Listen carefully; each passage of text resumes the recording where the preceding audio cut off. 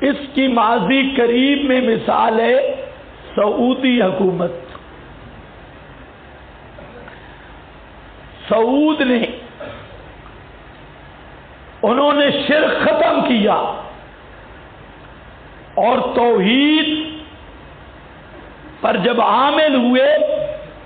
تو اللہ نے ان کی زمین سے وہ چیزیں نکالی کہ سونا بھی اس کی قیمت کو نہیں پہنچ سکا، یہ تیل، یہ ساری چیزیں، اور وہ چلا گیا بہت ترقی کرتے کرتے اوپر چلا گیا، حتیٰ کہ مغربی ممالک کی معیشت بھی ان کے معیشت کی محتاج ہو گئی، یہاں تک اوپر کیا۔ اب انہوں نے مسئلہ توحید میں نرمی شروع کی اور پھر اسی طاغوت کے ہاتھ میں ہاتھ دینے کی کوشش کی، تو اس وقت سعودیہ پھر دیوالیہ بننے والا ہے، اور معیشتیں بھی گئی، تیل بھی گئے، ہر چیز گئی۔ اور جب تک سعودی عرب توحید کو قائم کر رہا تھا تو اللہ نے دنیاوی برکات ایسی دی کہ سب ملک اس کے محتاج نظر آتے تھے، اور آج یہ محمد بن سلیمان کی آمد کے بعد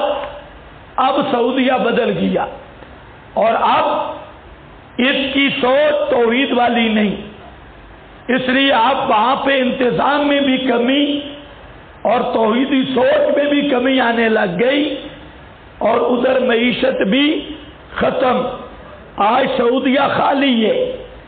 بڑے بڑے ہوٹل، 100 منزلیں، وہاں پر کرایہ دار کوئی نہیں ملتا، اور اسی طرح گڑبڑ کا شکار ہو رہا ہے۔ تو اگر توحید کو قائم کریں پاکستان والے، یہاں پورا توحیدی نظام ہو تو اللہ کا وعدہ ہے لَفَتَحْنَا عَلَيْهِمْ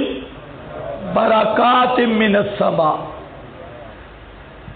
سب سے بڑا سوال کرتے ہیں